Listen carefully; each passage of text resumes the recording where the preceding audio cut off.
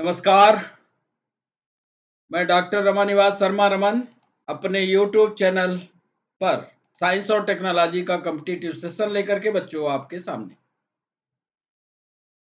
Core subject biology में हमने आपको माइटोसिस यानी सूत्री विभाजन पढ़ाया। कई चरणों में हमने सूत्री विभाजन आपको थ्योरेटिकल समझाया।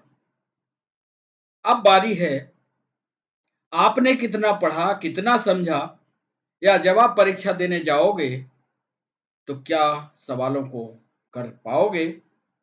अब बारी आपकी है। आज के सेशन में हमने 10 सवाल रखे हैं और इन 10 सवालों को हमने विभिन्न परीक्षाओं को ध्यान में रखते हुए, चाहे वो नीट हो, पीएनएसटी हो, यूपीएससी हो या स्टेट पीएससी हो, किसी भी परीक्षा में ये सवाल पूछे जा सकते हैं। यदि आपने थ्योरी के सेशन को पूरी ईमानदारी से देखा है, पढ़ा है, समझा है, तो सवाल बनेंगे। और यदि आपने रैपिड स्पीड में वीडियो चला करके देखा होगा तो सवाल नहीं बनेंगे। इसलिए हमारी सलाह यह है कि एक बार इसके पहले वाले माइटोसिस के थ्योरेटिकल डिस्कशन को आप वॉच कर लें, देख लें, समझ लें और फिर इन सवालों की श्रृंखला में आए। बच्चों, सेशन की शुरुआत करें उसके पहले चैनल को सब्सक्राइब करना, चैनल को लाइक करना और चैनल को शेयर करना आपकी रिस्पॉन्सिबिलिटी है।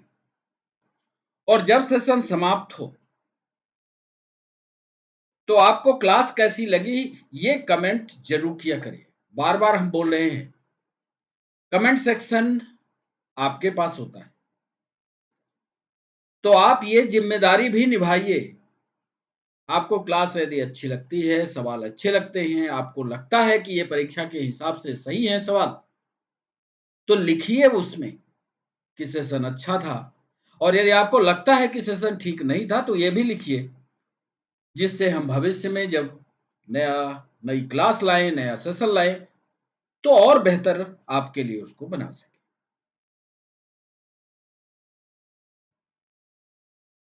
सेशन की शुरुआत जैसा माइटोसिस में बताया था कि इसको हिंदी में सूत्री विभाजन कहते हैं। सूत्री विभाजन में कोशिका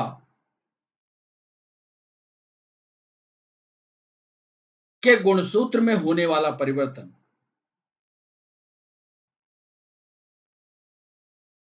या इसी को समसूत्री विभाजन, कायिक विभाजन भी कहते हैं। और फिर एक कोशिका से दो कोशिका का निर्माण कैसे होता है, ये सारे स्टेप थ्योरेटिकल डिस्कशन में हम आपसे कर चुके हैं। मुख्य रूप से हमने आपको प्रोफेज पढ़ाई है, हमने आपको मेटाफेज पढ़ाई है, हमने आपको एनाफेज पढ़ाई, हमने आपको टीलोफेज भी पढ़ाई। और आज उन्हीं को लेकर के सारे सवाल आपसे पूछेंगे और हर सवाल का एक कंप्लीट डिस्कशन आपके साथ साझा भी करेंगे। पहले पेज पर पूरी की पूरी माइटोसिस लगी हुई है और इसको ध्यान से आप याद कर लीजिए। इन्हीं से जुड़ा हुआ सवाल आपके सामने आए। तो अब आप तैयार हो जाइए पहले सवाल के लिए और आपके लिए सवाल शुरू होता है अब। और ये रहा पहला सवाल आपके स्क्रीन पर। पहला सवाल, DNA synthesis takes place during dash dash dash phase: A M phase, B G2 phase, C G1 phase and D S phase. Write a correct answer in comment section. Hindi में सुन लीजिए, डीएनए का संश्लेषण किस प्रक्रिया के दौरान या किस चरण के दौरान होता है? क्या वह प्रक्रिया एम फेज है? क्या वह प्रक्रिया G2 फेज है? क्या वह प्रक्रिया जीवन फेज है और क्या वह प्रक्रिया यस फेज है? कमेंट सेक्शन का उपयोग करके और उत्तर लिखिए। यदि हमारे साथ आप लाइव हैं तो इसका सही जवाब लिखिए कि ए सही है, बी सही है, सी सही है कि डी सही है। ध्यान ये आपको रखना है कि पहला लिखिएगा एक और फिर उसके आगे जो उत्तर हो, बी हो, सी हो, डी हो, ऐसा करके लिखेंगे, तब हम समझ पाएंगे कि आप पहले सवाल का कौन सा जवाब दे रहे हैं। जब हम थ्योरी आपको पढ़ा रहे थे तो डीएनए की सिंथेसिस वाला पॉइंट भी पढ़ाया, वहीं से सवाल निकाला और कई बार यह सवाल कॉम्पिटिटिव एग्जाम में पूछा गया है, आगे भी पूछा जाएगा। आपको बताना है DNA synthesis takes place during phase, M phase, G two phase, G one phase और यस फेज। उत्तर आपके आ चुके। अब इसका सही जवाब डीएनए का संश्लेषण कहां होता है, इसका थ्योरेटिकल डिस्कशन हम आपको समझाते हैं। फिर से एक बार आपको याद दिलाते हैं, देखिए। और इसका सही जवाब होगा S phase. A B C D में एक में लिखा था एम फेज, एक का लिखा था जी2 फेज, एक का लिखा था जी1 फेज, एक का लिखा था यस फेज। यम का मतलब मैच्योरेशन फेज होता है, परिपक्वन अवस्था।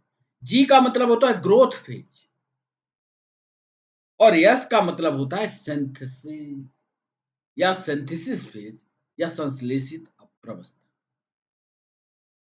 प्रश्न में ही उत्तर छिपा था यस फेज का, यानी इसका सही जवाब था डी, यस फेज। हम आपसे पूछ रहे थे कि डीएनए जो नाभिक के बीच अंदर पाया जाता है वह एक से दो कब बनता है, और जब कोई भी क्रोमेटिड या क्रोमोसोम एक से दो बनता है तो यह प्रक्रिया डीएनए रेप्लिकेशन कहलाती है। एक चीज तो ये भी याद कर लो, ये भी कॉम्पिटिटिव एग्जाम में सवाल पूछा जा सकता है कि एक क्रोमोसोम से दो क्रोमोसोम का बनना क्या कहलाता है। मध्य प्रदेश की पीएससी में एक बार यह सवाल पूछा है कि एक क्रोमोसोम जब दो क्रोमोसोम में परिवर्तित होता है तो यह प्रक्रिया क्या कहलाती है, जिसको डीएनए रेप्लिकेशन। चित्र में भी दिख रहा है कि एक क्रोमेटिड एक जोड़ी सिस्टर क्रोमेटिड में बदल रहा है। सेल की जब हम लाइफ साइकिल बता रहे थे तो इसमें ये देख लीजिए सारी की सारी फेज लिखी हुई, और सारी फेज में जो यस फेज होता है ये डीएनए की सिंथेसिस करता है। हमने लिखा ड्यूरिंग इंटरफेज, एक प्रवस्था इंटरफेज की भी थी, इंटरफेज की प्रवस्था चल रही थी। इंटरफेज ये है, इस इंटरफेज की अवस्था में इन सिंथेसिस यानी yes phase the DNA replicates, replicates का मतलब होता है same photocopy banana, makes a copy of itself, अपनी ही फोटोकॉपी का निर्माण कर लेना। यह प्रक्रिया यस फेज में होती है। और इसका सीधा जवाब यदि आपसे लिखने के लिए दे दिया जाए तो सवाल ऐसा ही बनेगा, व्हेन डच डीएनए रेप्लिकेशन अकर, और इसका उत्तर भी उसी तरह से हमने लिख दिया। कभी ये सवाल पीएससी वाले में, यूपीएससी वाले में कम नंबर के लिए एक वाक्य में लिखने के लिए आ सकता है कि कब डीएनए का रेप्लिकेशन पाया जाता है किसी कोशिका के अंदर। एक वाक्य में जवाब लिखिए तो एक वाक्य में लिखा during interphase synthesis the DNA replicates makes a copy of. जो 11th 12th वाले बच्चे हैं जो नोट्स बनाए तो ऐसा सवाल जोड़े और ऐसा सवाल जोड़ करके ऐसा उत्तर उसका बनाए, याद हो। तो पहले सवाल का डीएनए का संश्लेषण हमेशा याद रखिएगा यस फेज में होता है, और यस फेज कहां होती है ये चित्र बता। यस फेज, जी फेज, यम फेज, ये सारी प्रक्रियाएं हम आपको बता भी चुके हैं। और यदि आपको नहीं समझ में आता तो बैक के वीडियो में जाइए वहां समझिए। वहां भी नहीं आता तो फिर हमसे आप व्हाट्सएप पर, टेलीग्राम पर फिर सवाल पूछिए, फिर समझिए, हम फिर आपको समझाएंगे। तो ये था पहला सवाल। अब बच्चों तैयार हो जाइए दूसरे सवाल के लिए। और दूसरा सवाल आपके स्क्रीन पर ये रहा। मेटाफेज के दौरान, अब सारी प्रक्रिया हम पढ़ा चुके हैं, प्रोफेज, मेटाफेज, एनाफेज, टीलोफेज। अब हम सवाल पूछ रहे हैं सिर्फ मेटाफेज पर। मेटाफेज के दौरान स्पिंडल फाइबर कहां से जुड़ते हैं? और आज यही सवाल, सेम सवाल एक ऑफलाइन की क्लास, विजिटिंग क्लास थी, वहां लेने हम गए थे। तो सीधा सवाल उस साइंस और नीट की तैयारी कर रहे बच्चे से हमने पूछा कि मेटाफेज के दौरान स्पिंडल फाइबर कहां से जुड़ते हैं। उसने क्या फटाक जवाब दिया, और उसका फटाक का जो जवाब था पूरी तरह से गलत था। क्यों? कि अभी चित्र में हम आपको समझाएंगे कि कहां से उसने थ्योरी पढ़ी और कैसे गलत पढ़ी। अंग्रेजी में सुन लीजिए, where does spindle fibre attached during metaphase. ये जो तारक रश्मियां होती हैं, ये क्रोमोसोम में अथवा क्रोमैटिड में कहां जाकर के फंसती हैं। और ये आपको ध्यान होगा कि जो क्रोमोसोम होते हैं जोड़े, हमारी उंगली देखिएगा, जहां पर जुड़ते हैं वहां पर सेंट्रोमियर होता है। और जब हमने उस बच्चे से सवाल पूछा तो उसने सीधा जवाब दिया कि साहब गुणसूत्र के सेंट्रोमियर से। आप बताइए क्या ये जवाब सही था? क्योंकि सेंटर पॉइंट तो है सेंट्रोमियर। पर जब हम आपको थ्योरी पढ़ा रहे थे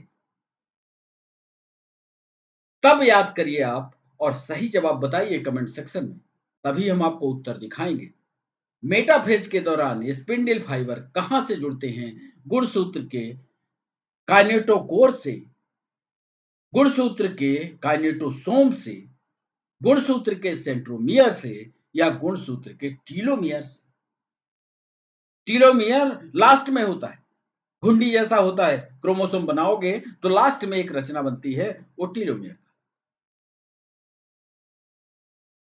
अब आपके उत्तर आ चुके होंगे, उत्तर आप कर चुके होंगे। जरा देखिए, मेटाफेज के दौरान स्पिंडल फाइबर कहां जुड़ते हैं? इसका सही जवाब होगा काइनेटोकोर ऑफ द क्रोमोसोम।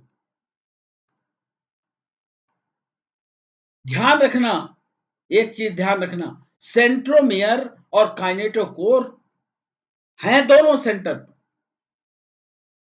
लेकिन जो स्पिंडल फाइबर होता है, इसका दूसरा चित्र भी आपको दिखा रहे हैं, स्पिंडल फाइबर सेंट्रोमियर से नहीं, ये जो बगल में लगा हुआ रचना होती है, जो दिखाई दे रही है येलो कलर में, इस रचना से जाकर के जुड़ता है, और यह रचना काइनेटोकोर कहलाती है। थ्योरी में हमने आपको विस्तार से इसके बारे में, सेंट्रोमियर वाला हिस्सा ये बीच का होता है, देख लो, ये भी दिखाया।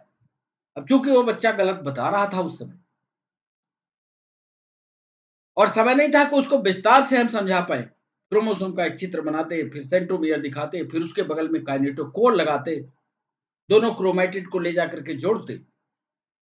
तो जब आप थ्योरी पढ़िए तो उस थ्योरी की गहराई में जाकर के उसको समझने की कोशिश करिए कि सेंट्रोमियर क्या है, काइनेटोकोर क्या है।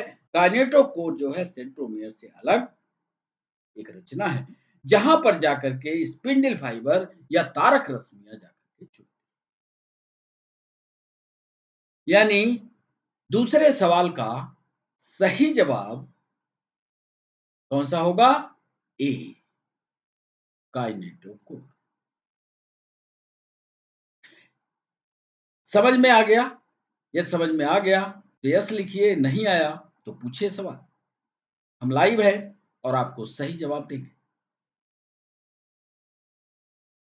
बच्चों तीसरा सवाल आपके स्क्रीन पर यह रहा। न्यूक्लियोलस और एंडोप्लाज्मिक रेटिकुलम गायब होने लगते हैं। ध्यान करिए, उस वीडियो का, उस लेक्चर का ध्यान करिए, जिस पर हमने विस्तार से आपको समझाया है। न्यूक्लियोलस और एंडोप्लाज्मिक रेटिकुलम गायब होने लगते हैं, गायब हो जाते हैं, गायब होने लगते हैं या गायब होना शुरू करते हैं। भाषा समझिएगा, फिर उत्तर कीजिए। न्यूक्लियोलस और एंडोप्लाज्मिक रेटिकुलम गायब होने लगते हैं, प्रोफेज, टीलोफेज, मेटाफेज या बोथ ए एंड बी। सोच विचार कर जवाब कीजिए। तब तक इसको अंग्रेजी में हम कर देते हैं कि nucleolus and endoplasmic reticulum break down during. अब ब्रेक डाउन का अर्थ यहां पर टूटने से न लगाइएगा, या टूट करके कोई चीज टूटेगी तो समाप्ति होगी, तो इसको गायब होना आप समझिए। Break down during prophase, during telophase, during metaphase are both A and. सही जवाब बताइए कमेंट सेक्शन में, और नहीं तो हम देते हैं आपको जवाब। और वो वीडियो में हमने बहुत स्पष्टता के साथ आपको बताया था कि नाभिकीय झिल्ली गायब होने लगती है। आइए, और ये प्रवस्था होती है प्रोफेज की, शुरुआती प्रवस्था होती है। और लिखा, ड्यूरिंग माइटोसिस, समसूत्री विभाजन के दौरान एंडोप्लाज्मिक रेटिकुलम एंड न्यूक्लियोलस यानी केंद्रिका। एंडोप्लाज्मिक रेटिकुलम कहां होगी? नाभिक के अंदर होगी, या सेल है तो सेल के अंदर होगी, सॉरी नाभिक के बाहर होगी। तो एंडोप्लाज्मिक रेटिकुलम और केंद्रिका ये दोनों नष्ट होना शुरू कर देते हैं, दिखाई देना बंद कर देते हैं, क्योंकि अब नई कोशिका का निर्माण होने जा रहा है। और जब यह प्रक्रिया अपने अंतिम पड़ाव पर होती है, तब तक ये दिखना पूरी तरह से बंद।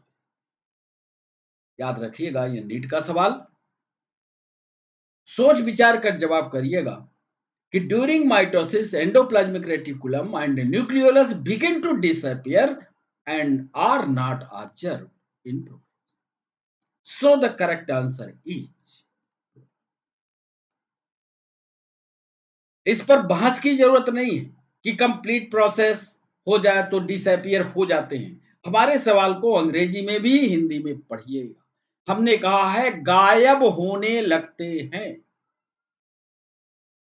एनटीए ऐसे ही सवाल पूछता है, nucleolus and endoplasmic reticulum disappear or break down during prophase, telophase, metaphase, both A and B.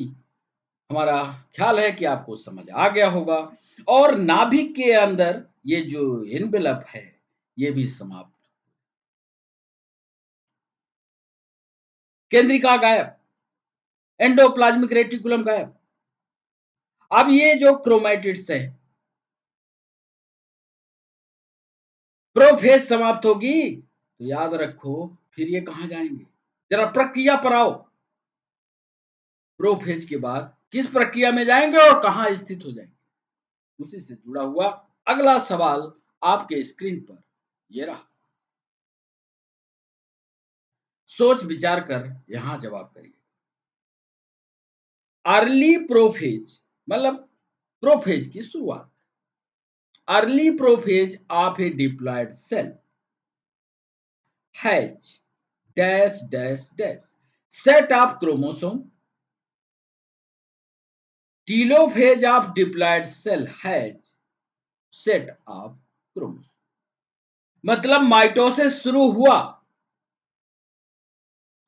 सूत्री विभाजन शुरू हुआ, उस समय क्रोमोसोम की स्थिति, और जब माइटोसिस समाप्त होने की स्थिति में पहुंचा तब क्रोमोसोम के जो सेट्स हैं उनके नंबर पूछ रहा। अब आपको दिमाग लगाना है, शुरू से लेकर के अंत तक। कई बार हमने आपको चित्र भी दिखाए हैं। क्या एक और दो आएगा? क्या यहाँ एक भरे यहाँ दो भरे? क्या यहाँ दो भरे यहाँ एक भरे? क्या दोनों जगह दो दो भर दे? क्या दोनों जगह एक और एक करें? द्विगुणित कोशिका के प्रारंभिक प्रोफेज के गुणसूत्रों के एक सेट होते हैं, दो सेट होते हैं, दो सेट अथवा एक दो का रेशियो होता है। जो भी सही जवाब हो। द्विगुणित कोशिका के प्रारंभिक प्रोफेज में गुणसूत्रों के सेट होते हैं, द्विगुणित कोशिका के टीलोफेज में गुणसूत्रों के सेट कितने? यदि थ्योरेटिकल और थोड़ा दिमाग लगा करके जवाब दोगे तो ऐसा नहीं कि सब जवाब नहीं आएगा, आ गया। जवाब नहीं आया मान लो, नहीं समझ पा रहे हो तो फिर एक बार अंग्रेजी देखो, फिर एक बार हिंदी देखो, समझो। कोशिका चली प्रोफेज से टीलोफेज, प्रोफेज में क्रोमोसोम की संख्या और टीलोफेज में क्रोमोसोम की संख्या बता दो। और बच्चों सही जवाब 2 और 2 ही होगा। अरे भाई ये द्विगुणित थी, अब जो इसकी अंतिम संतान बनेगी या अंतिम कोशिका विभाजित होकर के बनेगी, क्या हैप्लॉइड बनेगी? क्या वहां फर्टिलाइजेशन की प्रक्रिया होगी? बनने वाली संतान डिप्लॉयड ही होगी, यानी 2 और 2 का ही रेशियो आएगा। हमने लिख भी दिया है कि mitosis a process of cell duplication और reproduction during which one cell gives rise to genetically identical daughter cells strictly applied। जैसी संतान, जैसा पिता माता होगा या पेरेंट्स जैसे भी होंगे, जब यह कोशिका विभाजित होगी तो जो इसकी संतान बनेगी या डॉटर बनेगी वो सेम की सेम जेनेटिक मटेरियल और सेम की संरचना, दोनों कोशिकाएं, दो कोशिकाएं बनेगी और दोनों कोशिकाओं में समान जेनेटिक कॉन्स्टिट्यूएंट होगा। अब इसके जेनेटिक कॉन्स्टिट्यूएंट कैसे होगा उसके लिए हमने चित्र बनाया। एक कोशिका थी जिसके पास जोड़े में क्रोमोसोम थे। अब जोड़े वाले ये विभाजन की प्रक्रिया में गए, आपने पढ़ा भी है कि प्रोफेज में, मेटाफेज, एनाफेज, टीलोफेज में गए तो ये डिप्लॉयड हुए, आधे उधर आधे इधर। अब जब बना ये तो बिल्कुल सेम इसके जैसा ही बनेगा, बनेगा कि नहीं? कई बार चित्र लेकर के पिछले वीडियो में हम ये सारी बातें आपको बता चुके।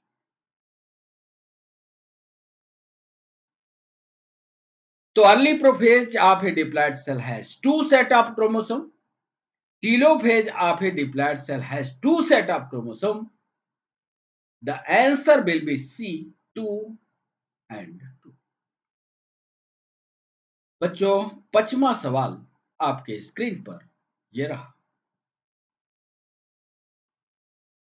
एक प्रोटीन कॉम्प्लेक्स जो सिस्टर क्रोमैटिड्स को जोड़ता है।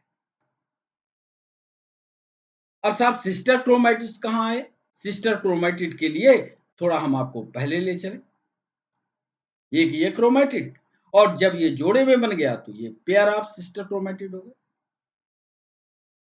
इन दोनों जोड़ों के बीच का सवाल पूछ रहे हैं, जरा सोच विचार करके फिर करो जवाब।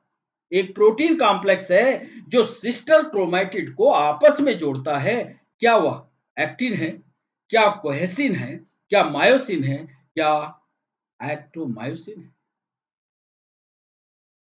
और हमने जब आपको पढ़ाया है तो मुंह से तो बोला है, समझाया तो है ही, नोट्स भी लिख करके आपको पीडीएफ भी जो दिया है उसमें भी अंडरलाइन करते हुए लिखा है, और शायद आपको याद आ जाए तो सही जवाब कीजिए। एक प्रोटीन कॉम्प्लेक्स जो सिस्टर क्रोमैटिड्स को जोड़ता है, क्या है? एक्टिन है, कोइसिन है, मायोसिन है या एक्टिनोसिन? बच्चों 5वें सवाल का सही जवाब होगा कोहेसिन। याद करो, नोट्स में इस चीज को हमने लिखा है।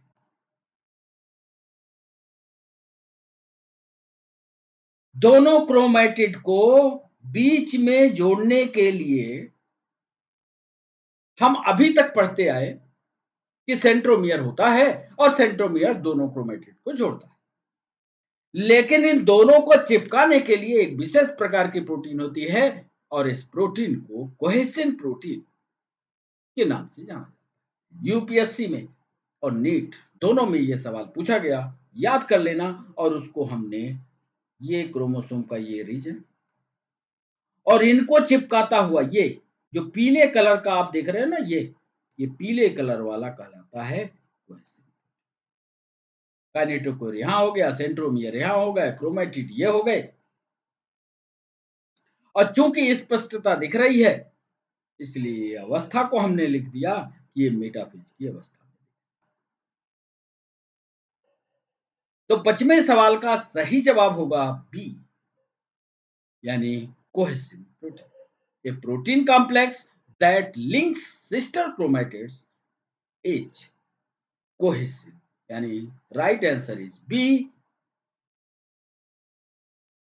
समझ आ रहा बच्चों? कर पा रहे हो सवाल? हो सकता है सवाल कठिन लगते हो, पर वही सवाल है जो हमने आपको पढ़ाया है। पहले सवाल देखते हैं और सवालों को देख करके तब आपकी थ्योरी तैयार करते हैं। जो आज की चलन में परीक्षाएं आ रही हैं, तथ्यों को लेकर के आ रही हैं, उनको ध्यान में रखकर तभी पीडीएफ लिखते हैं। बच्चों, छठवां सवाल आपके स्क्रीन पर ये रहा। ये सेल प्लेट से जुड़ा हुआ सवाल। कोशिका प्लेट का निर्माण प्रारंभ होता है। पहले तो ये चीज आपको समझनी पड़ेगी कि ये सेल प्लेट है क्या। हमने ये नहीं पूछा कि किस प्रवस्था में ये बना बनाया मिल जाता है या कंप्लीट हो जाता है। हमने सवाल ये पूछा है कि कोशिका प्लेट का निर्माण प्रारंभ होता है। Formation of cell plate start at G2 phase, prophase, telophase और एस फेज। क्या वह G2 फेज है, क्या वह प्रोफेज है, क्या वह टीलोफेज है और क्या वह सिंथेसिस फेज है? सही जवाब कमेंट सेक्शन में भेजिए, तभी हम आपको उत्तर दिखाएंगे। क्योंकि ये भी इसका भी थ्योरेटिकल डिस्कशन चित्र बना करके पीछे के वीडियो में आपको पढ़ाया। तो बच्चों, छठवें सवाल का सही जवाब होगा टीलोफेज की अवस्था। जब हम टीलोफेज यानी अंतिम अवस्था में पहुंचते हैं तो न्यूक्लियस दोनों बढ़ चुके होते हैं, याद करिए। और कोशिका में अंदर की तरफ बीचों बीच खांच बन जाती है, फरो बन जाता है, क्लीवेज फरो उसको कहते हैं।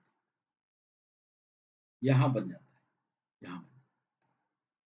और जहां पर इसमें खांच बनती है, ऐसे कोई चीज है बीच में खांच बन जाती है, तो जो बीच में खांच बनती है वहीं पर एक पट्टी का निर्माण होता है और वही पट्टी सेल प्लेट कहलाती है। और भविष्य में इसी सेल प्लेट के द्वारा एक कोशिका अलग और एक कोशिका इधर अलग। इस तरह से एक कोशिका जो अभी पूरी थी वह सेल प्लेट के द्वारा दो भागों में बट जाती है। और जब सेल प्लेट के द्वारा दो कोशिकाएं आपस में अलग हो जाएं तो यह प्रक्रिया क्या कहलाती है? पीएससी ने सवाल पूछा और यह प्रक्रिया कहलाती है साइटोकाइनेसिस। दो प्रक्रियाएं आपको समझाए थे, साइटोकाइनेसिस और कैरियोकाइनेसिस। कैरियोकाइनेसिस की प्रक्रिया में नाभिक दो भागों में बढ़ता है, जबकि साइटोकाइनेसिस की प्रक्रिया में साइटोप्लाज्म दो भागों में बढ़ जाता है। इस तरह से एक कोशिका दो कोशिका में परिवर्तित। अब एक सवाल आपके दिमाग में थोड़ा और घुस करके पूछ दे कि सेल प्लेट का निर्माण टीलोफेज की अंतिम प्रवस्था में होता है कि शुरुआत की? तब आप क्या जवाब दोगे? ये भी सवाल हम बनाने वाले थे। तब भी आप जवाब देना कि यह जब टीलोफेज की अंतिम प्रवस्था पहुंचती है तब सेल प्लेट का निर्माण। अब पूछोगे साहब अंतिम प्रवस्था में क्यों टेलोफेज की टेलो ये प्लेट बनती है? तो आप बताना कि हमेशा कैरियोकाइनेसिस या नाभिक का विभाजन तो पहले हो चुका है। 2 नाभिक एक कोशिका में बन चुके हैं। अब कोशिका को प्लेट के द्वारा सिर्फ और सिर्फ अलग करना है। और अलग तब होगी ना जब टेलोफेज की अंतिम प्रवस्था हो। तो प्लेट का निर्माण तभी होता है जब 2 कोशिकाएं पृथक होने वाली हो। इसीलिए लिखा cell plate start to form at the end of telophase. ये भी पॉइंट लिखे रहना, समझे रहना और पढ़े। यानी छठवें सवाल का सही जवाब होगा सी यानी टेलोफेज। बच्चों 7वां सवाल आपके स्क्रीन पर ये रहा। यदि आप गुणसूत्रों की संख्या गिनना चाहते तो ऐसा करने के लिए सबसे अच्छा चरण कौन सा है? क्या वह चरण टेलोफेज है? क्या वह चरण इंटरफेज है? क्या वह चरण प्रोफेज है? और क्या वह चरण मेटाफेज है? If you want to count the number of chromosomes which is the best stage to do so? यदि गुणसूत्र को गिनना हो, ये बताओ सारे चित्र याद कर लो, प्रोफेज, मेटाफेज, एनाफेज, टेलोफेज, और जरा जो गुणसूत्र व्यवस्थित हो रहे हैं उसमें सारे चारों चित्रों में ये हमको देख करके बताओ किसमें आप गिन सकते हो, काउंट किसमें कर सकते हो, व्यवस्थित कहां दिखेंगे आप, बीचों बीच कहां देख पाओगे आप माइक्रोस्कोप में ले जाकर। तो if you want to count the number of chromosome, which is the best stage, that is telophase, that is interphase, that is prophase, or that is metaphase? दीजिए जवाब। सही जवाब सतमे का क्या होगा? और बच्चों सही जवाब होगा मेटाफेज। मेटाफेज यानी मध्यावस्था एक ऐसी अवस्था होती है जिसमें गुणसूत्र या क्रोमैटिड जो है बिल्कुल कोशिका के मध्यमान स्थिति में चले जाते हैं। देख लो, कल का चित्र भी याद कर लेना, देख लो। और जो चीज मध्य में चली गई, किनारे उनारे नहीं भटक रही है, उसको गिनना आसान होता है, गिना जा सकता है, सहूलियत पूर्ण गिना जा सकता है, जोड़े भी उसके गिने जा सकते हैं। इसलिए मेटाफेज की अवस्था सबसे बेहतर स्टेज होती है, सबसे व्यवस्थित अवस्था होती है जब हम गुणसूत्रों की संख्या को गिन पाते। तो बच्चों 7वें सवाल का सही जवाब होगा डी यानी मेटाफेज। आपके स्क्रीन पर 8वां सवाल ये रहा। प्रत्येक गुणसूत्र में, ध्यान से सुनना, ईच क्रोमोसोम की बात कर रहे हैं, यहां भी प्रत्येक गुणसूत्र 2 सेंट्रोफाइबर होते हैं, 2 क्रोमैटिड्स होते हैं, 2 डॉटर सेल होती हैं, ये 2 सेंट्रियोल। करिए जवाब। Each chromosome consist of 2 centrofibres, B chromatids, C daughter cell and D centrioles. प्रत्येक गुणसूत्र में 2 होते हैं सेंट्रोफाइबर, क्रोमैटिड्स, अनुजात कोशिकाएं या सेंट्रियोल। बच्चों 8वें सवाल का सही जवाब होगा क्रोमैटिड। ये तो बेसिक सवाल था, यहां तो गलती होने की संभावना ही नहीं, करते हैं यहां भी गलती होती है। बीच में सेंट्रोमियर, और इस सेंट्रोमियर से ये जो चीजें होती हैं जो इधर लगी हुई हैं, ये सिस्टर क्रोमैटिड कहलाती हैं। कई बार जब हम सेल डिवीजन आपको पढ़ाते हैं तो सेल डिवीजन पढ़ाते समय सिस्टर क्रोमैटिड की बात करते हैं, सिस्टर क्रोमैटिड को दिखाते हैं, सिस्टर क्रोमैटिड ही आगे जाकर के विकसित हो। तो बच्चों 8वें सवाल का सही जवाब होगा बी यानी क्रोमैटिड। आइए 9वें सवाल पर। कॉल्चिसिन, याद आया? कॉल्चिसिन प्लांट हार्मोन आपने पढ़ा होगा, जैसे जीवों के हार्मोन पढ़ते हैं, या कॉल्चिसिन मेडिसिन के रूप में भी ऐसी कुछ याद आ रहा हो तो करने की कोशिश कीजिए। पहले हम सवाल पढ़ दें। Colchicine arrest cell division act.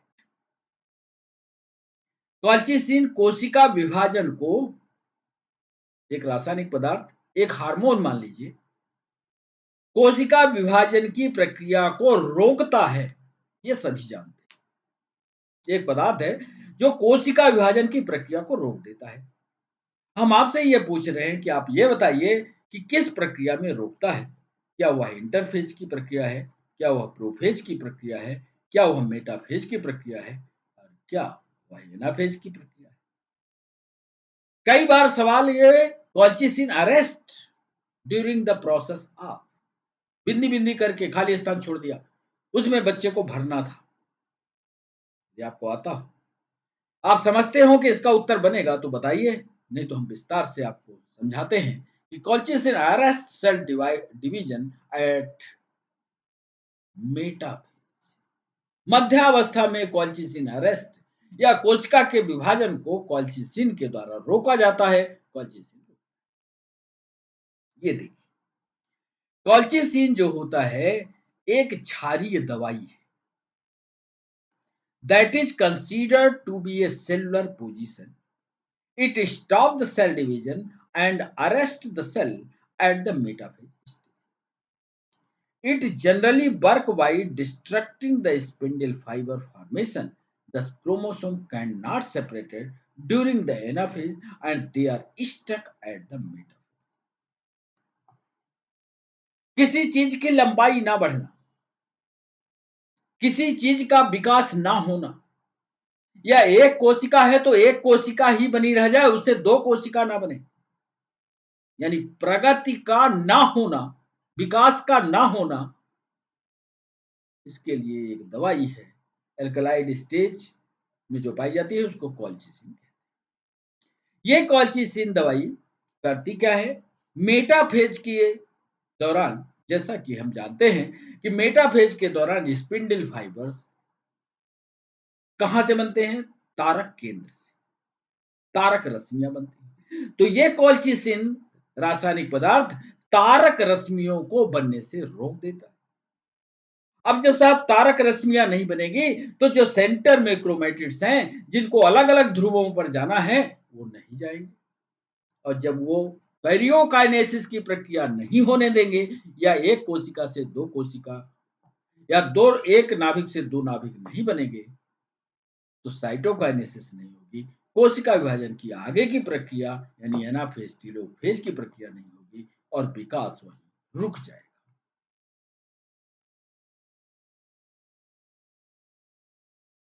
तो कॉल्चिसिन जो है मेटाफेज की प्रक्रिया को रोकने में महत्वपूर्ण भूमिका निभाता है। इसको पढ़िएगा। ये ड्रग जो है कई चीजों का नुकसान भी करती है, कई चीजों में इसका उपयोग भी किया जाता है। इस पर विस्तार से जब हम आपको ह्यूमन डिजीज पढ़ाएंगे उस समय। बच्चों, आज के सेशन का अंतिम सवाल आपके स्क्रीन पर ये रहा। Cell division occurring during cleavage.